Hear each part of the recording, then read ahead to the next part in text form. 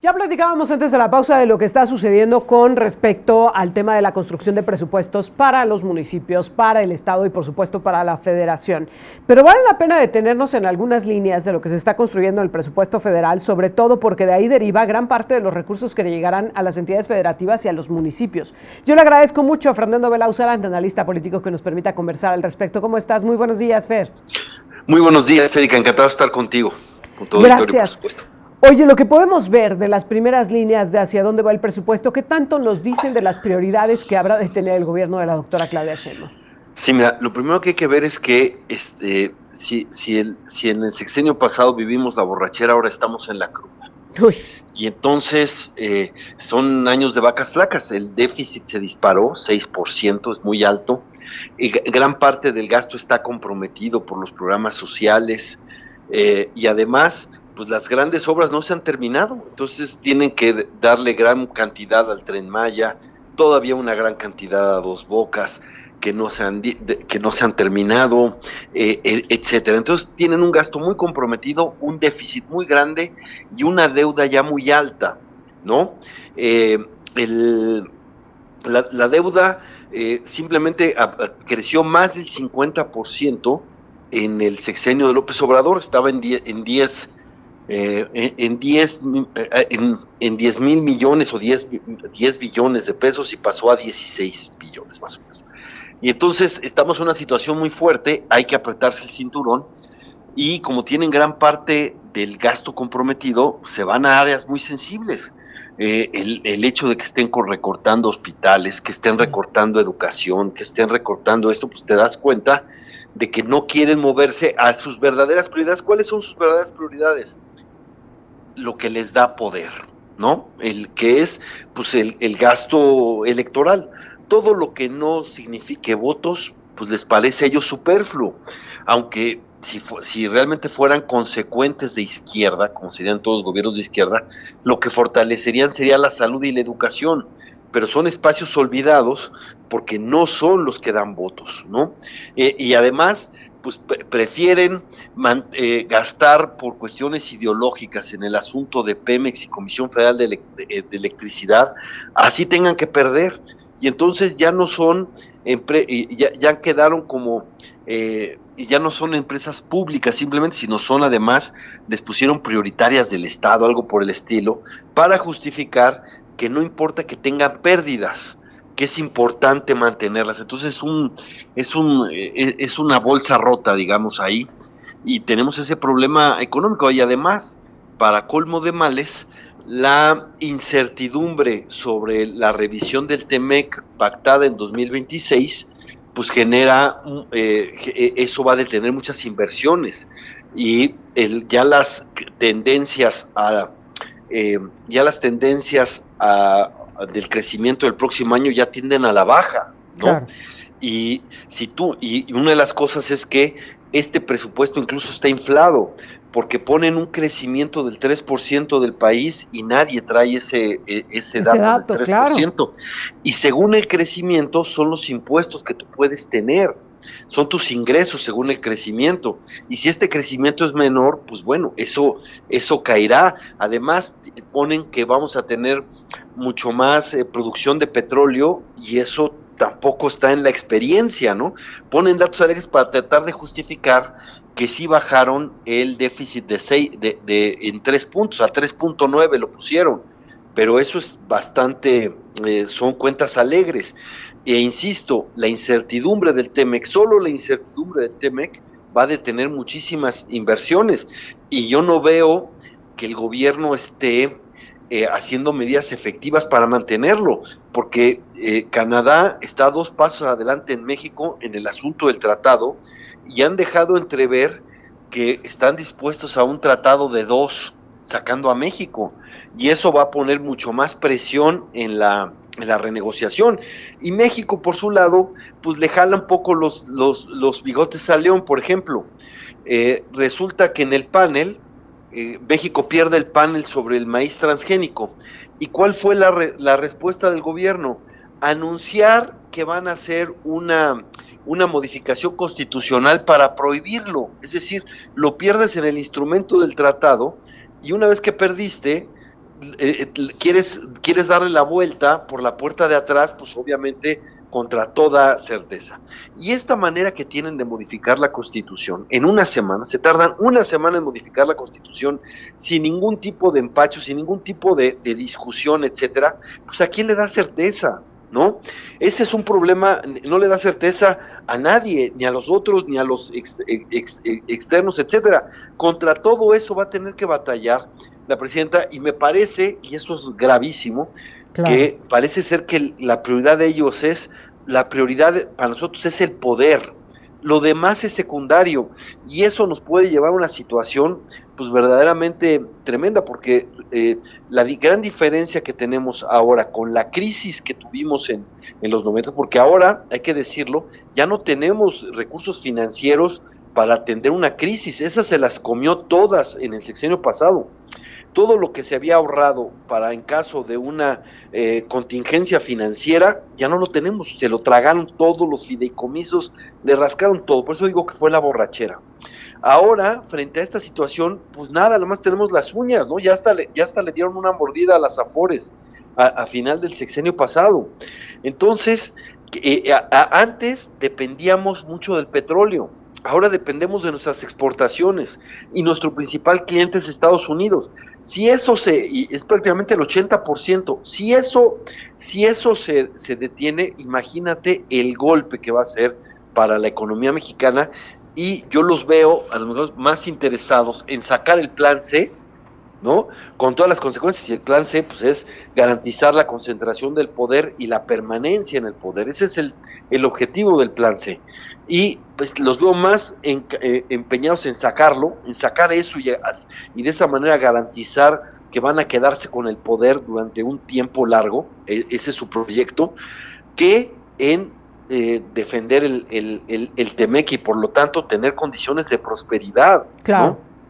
Ahora, Fer, tú lo has dicho muy bien, no estamos partiendo de cero, estamos partiendo de menos tanto, ¿no? Entre el tema de la deuda, el déficit presupuestario que tuvimos y que estamos teniendo durante este 2024, a ver, ¿qué reflexión te queda? Porque pensaríamos que hacer un gobierno, el que está en curso, digamos, de la misma corriente política que el antecesor, pues no le hubieran dejado un escenario tan complicado, pero parecería que pues hasta son enemigos de partido, ¿no? Porque le dejan el escenario más complejo a vivir a la actual presidenta Claudia Sheinbaum.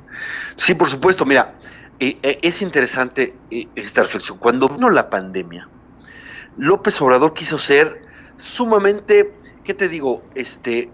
No sé llamarle responsable, porque no quiso endeudar al país para mantener los negocios de los mexicanos. Hizo que prácticamente todos los negocios se rascaran con sus propias uñas, y que muchos trabajadores tuvieran que ver cómo sacaban, porque cerraron restaurantes, cerraron industrias, cerraron empresas, mientras otros países dieron dinero para que la gente se pudiera quedar en casa. Aquí no, ¿no? Y él decía, bueno, es que es la disciplina macroeconómica, etcétera, y en eso fue mucho más tacaño que cualquiera de los países que tú puedas decir más neoliberales del mundo, que sí dieron eso. Pero cuando vino la elección, se le olvidó, y entonces no quiso gastar, no quiso endeudarse para salvar a los mexicanos durante la pandemia, pero sí quiso endeudarse para operar la elección presidencial.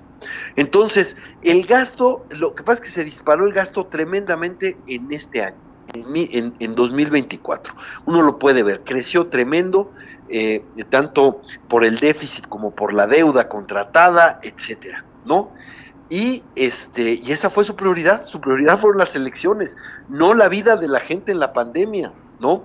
Que en esa época mucha gente y muchos países tuvieron que hacer, por eso también lo pagamos en el crecimiento económico.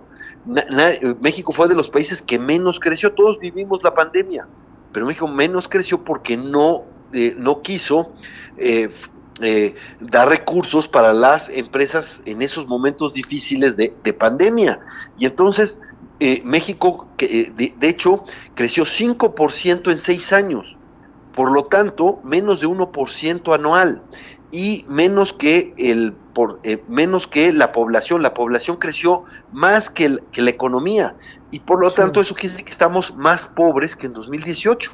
Eso es ese es el verdadero legado, pero obviamente estamos hoy endeudados, estamos hoy con un gran déficit y estamos hoy pendientes de un TEMEC que yo lo que veo es que están muy como confiados diciendo, es que los gringos también van a perder. Uh-huh. Y como ellos tienen esa frase de que lo que ellos tienen son intereses, pues se lo van a tener que tragar lo que hagamos para mantener eso, porque eso es lo que les conviene. Y con esa, yo digo, soberbia, ¿no? Pues han llevado las cosas a un límite, pero la verdad es que lo que pasa es que los populistas no necesariamente actúan racionalmente, lo conocemos, lo hemos padecido. Claro. Y Donald Trump, aunque pierda la economía norteamericana, pues a lo mejor para él, como ya tenemos esa experiencia, a veces pesa más la megalomanía, a veces pesa más la revancha, a veces pesa más otras cosas, ¿no? Si fueran racionales, los populistas no se hubiera cancelado el aeropuerto de la Ciudad de México, incluso antes de que tomara posesión, ¿no? Claro. Por ejemplo, no estarían haciendo esta reforma judicial que es una verdadera locura, ¿no? Que nos va a meter en un caos jurídico impresionante por quién sabe cuánto tiempo, ¿no? Pero no es su racionalidad es distinta, ¿no? Y Trump pues puede actuar igual arrebatadamente. Por lo pronto, lo que hizo fue dejarse ver con Justin Trudeau para decir Estados Unidos y Canadá y México están en juntos. La esquina. Ajá. Sí, claro, ¿no? Y a Trump le gusta negociar en situación de fuerza. En esa correlación, pues así sí, va a querer tenernos, y la revisión es hasta 2026, nada más que el problema económico lo tenemos nosotros ya el próximo año. Claro. ¿No? Y si como dices, certeza, la manita de puerco está hecha desde ahorita y le da un año de margen de maniobra a Donald Trump para decir lo que quiera y luego ya sentarse a la mesa de negociación. Sí, claro, y además todos los actores norteamericanos que tienen ciertas cosas de revancha, pues van a aprovechar, por ejemplo, ¿qué pasa con todo lo que ha pasado con la energía? Dice Claudia Sheinbaum que ella está por las energías renovables, pero aprobó la reforma energética constitucional de López Obrador que echa para abajo todo, ¿no? Sí. Y dice, ahí se acomodan en el 46%, ¿no? Y esas cosas, como está además en paneles, va a ser la expropiación no aceptada como tal de Cálica, que también llegó al Congreso norteamericano, esto del maíz transgénico y muchas otras cosas, pues vamos a estar en la espalda. Mira, López Obrador supo entenderse con Donald Trump, porque en ese momento Donald Trump lo que le importaba eran los flujos migratorios, y entonces le aceptó poner los soldados y le aceptó que México fuera en los hechos tercer país seguro. ¿Qué es esto? Pues aceptar que todos los solicitantes de asilo de Estados Unidos, que eran decenas de miles, se quedaran en México, ¿no? Esa es la famosa frase de Donald Trump de nunca había visto a nadie doblarse tan rápido, ¿no? Sí, claro. Y luego se supo que Marcelo Ebrard dijo, sí, aceptamos todo a cambio de que no lo digan, nada más que ahora viene un Trump recargado. No solo es eso, es China y es el fentanilo, y él, cuando sienta la presión de que las cosas no salen económicamente en su país, pues va a atender a su propaganda. ¿Y dónde está su propaganda? México es su espacio de propaganda. Y entonces va a tener que ser muy duro ahí, en la frontera, y el asunto Fernando, organizado, ¿no? Pues, sí, pero perdón, sí, me llama la atención como lo estás poniendo y planteando. Lo que estás previendo es que Donald Trump ya no va a ser el hablador, sino que ahora sí se va a poner a ejecutar sus amenazas. Pues mira, lo que pasa es que si uno ve su gabinete, ya no son personajes pues moderados o con experiencia en el servicio público, acá son radicales, ¿no? Radicales comprobados, y eso es un mensaje. Además, él ya no está pensando en reelegirse, él ya está pensando en dar en hacer el gran cambio histórico en Estados Unidos, ¿no? Va a ser algo que vamos a ver, y su fuente de legitimidad social va a ser apretar a México de muchas maneras, ¿no? Claro. Y te voy a decir, una de las cosas que yo todavía no me explico es que le están mandando muchas señales. Este asunto de la operación Enjambre, este asunto de lo del centro histórico para la fayuca china, aunque el problema no es la fayuca china, el problema es claro, los componentes chinos que se meten en lo que México exporta a Estados Unidos. Eso es donde dicen que le están haciendo trampa. Pero se ve como la idea de hacer acciones para decir, mira, sí estamos haciendo, pero sostienen al gobernador de Sinaloa. sí, claro. ¿No? Y díganme qué utilidad tiene sostenerlo, ¿por qué lo sostienen? Y por lo pronto, Fer, el impacto ya se está generando en sentido negativo para México. El 2 de junio teníamos un tipo cambiario de 17 pesos por dólar. Hoy tenemos un tipo cambiario de 21 pesos por dólar. El efecto ya para México ya está dado y pues parecería que Donald Trump sí se está saliendo con la suya. Mientras tanto, Fer, te agradezco como siempre que nos permitas platicar contigo. Siempre es un placer, un fuerte abrazo, Erika, Giovanni, y saludos a todo el auditorio. Gracias, muy buenos días. Fernando Belauzarán.